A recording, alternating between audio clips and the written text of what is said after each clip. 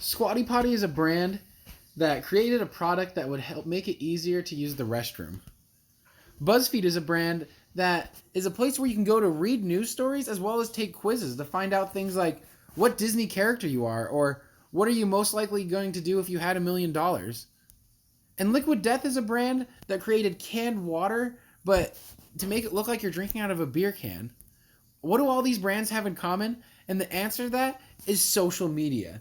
Nobody ever heard of these brands, but then they started branding and trying to find people through social media to expand their business. They use social media such as Facebook, Instagram, Twitter, and YouTube to grow their brand and become something bigger. And today, that's what we're going to be talking about. We're going to be talking about how you can use branding using social media to help grow your business, find new customers, and make your business what you want it to be. And I know what you're asking yourself, and it's why. Why should I have to use social media to brand my business? You guys already have a great business. You already have a strong customer clientele and are doing great. So why should I have to turn to social media to brand my business? Well, to discuss this, we're going to look at a few main facts. The first fact we're going to look at is 3.5 billion people in the world are social media users, which does equate to about 45% of the world population. Not only that, but 68%, which is roughly 2/3 of US adults, report that they are Facebook users. Not only this though, it's an estimated an average of 3 hours per day is spent on social networking and messaging among US adults. And the last fact we like to look at is customers are using social media. 54% of social browsers use social media to research products. So what does this all mean combined? Well, it means most of your target audience and customers that you want to get are using social media already. It also means that most of your target audience spends at least 1/8 of their day on social media and other apps like that. And most of your target audience uses social media to research products. So as a whole, what all of this means is that if you want to expand your business, you don't have to go far to try to find customers. They're already all getting online and getting on social media. Those people that you want to get are on social media and spending 1/8 of their day looking through social media. And they're using social media to research products already. So why not yours? And so the question is, now what? How do we just jump in? How do we get an online presence? Well, there are 3 main steps to building your social media brand. And those 3 steps are, you got to build, you got to create, and you got to interact. And we're going to be going through each of these and what each of these mean and how you can apply it to your business to help it grow. Step 1 was build. What build means is that you are building your brand. You're deciding who you are as a business. Because once you decide that, what your mission statement is, what your motto, what your voice is going to be, it's going to be easier to interact and build your brand on social media and find your audience. You want to set goals. Setting goals is great. You don't want to just jump on to branding on social media without goals. You want to set goals as, this week we're going to try to obtain this many followers. We're going to try to get this many reviews or this or that. Setting goals is crucial to building a brand online. You want to create a logo. You want to create a logo that people will be able to look at and be like, oh, this is Tech Monkey. I can relate to that. It's like when you see an Apple logo, you know it's Apple. Or when you see the Coke symbol or any other business logo, you know you can connect it straight to that. And that's what you want consumers and your audience to be able to do with your logo. And the last thing you're going to want to do before you just jump into social media is you want to choose your audience. You want to pick a specific group that you're trying to reach out to. You want to decide the demographics of the different kinds of people that you're going to try to brand to. What I mean by this is like, you don't see Victoria's Secret branding to adult men, just as you don't see ESPN branding to teenage girls. They each have specific demographics they're trying to get, and if they pick up other demographics, that's great. But when they started, they're focusing on specific groups of people that they could try and advertise to.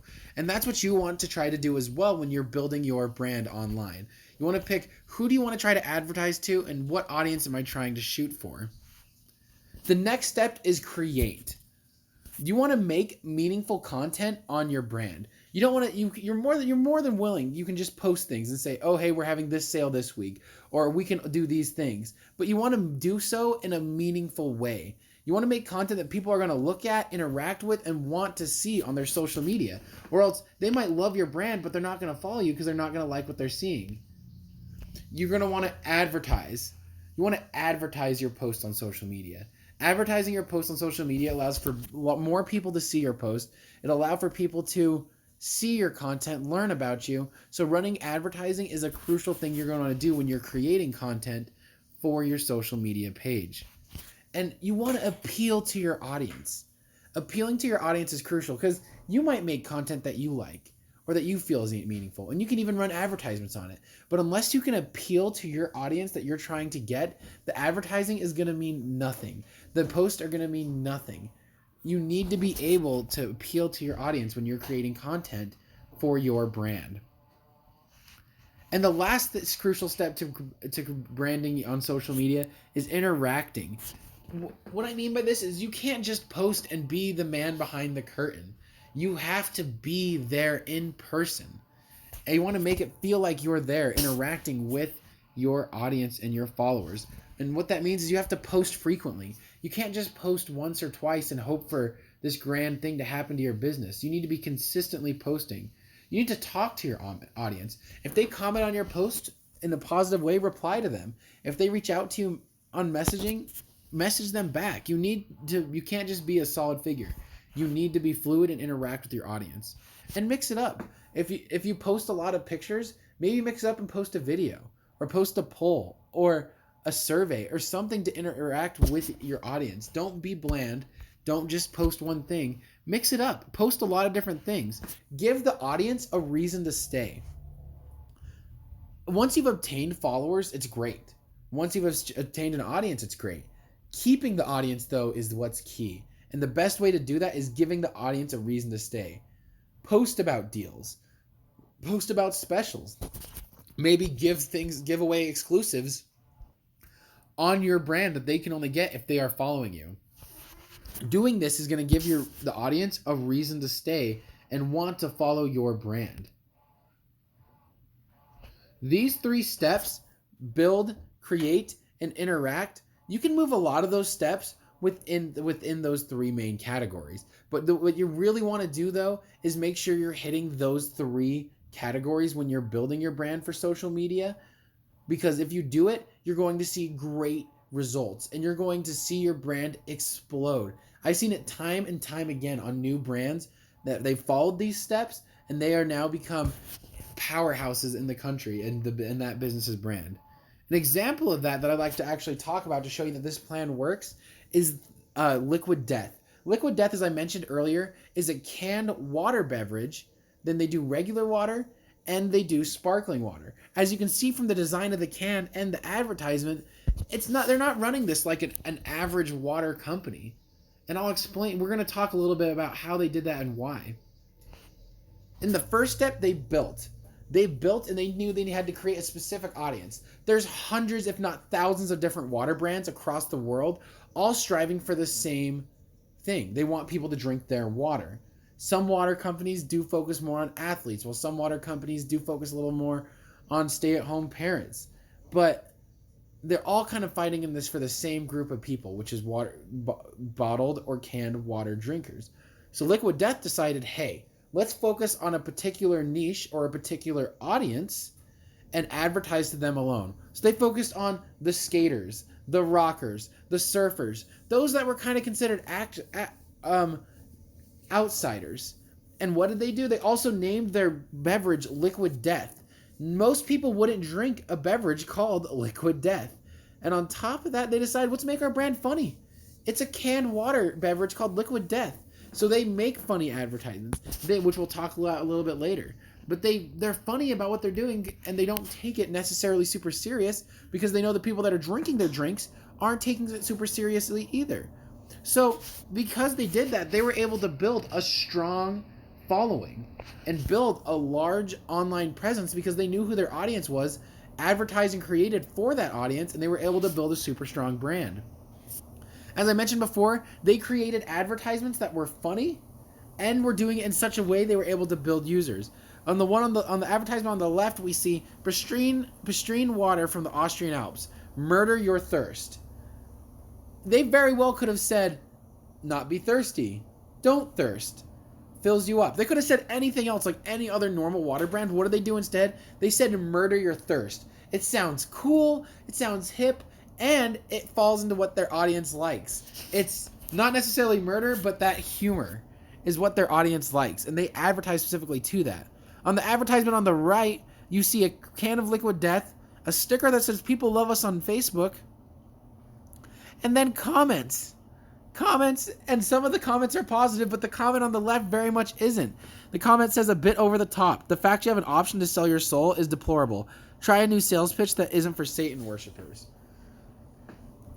And what did they do with that negative feedback? They turned it into an advertisement, which a lot of companies did.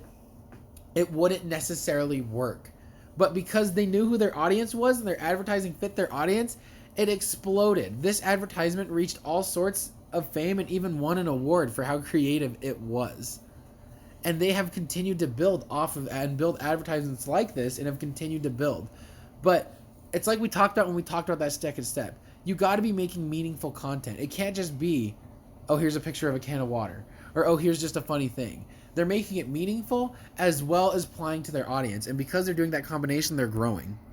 And the last thing is interact. Liquid Death has done a lot of really cool things to interact with their audience. And one of the most recent things they've done is a competition called Murder Your House.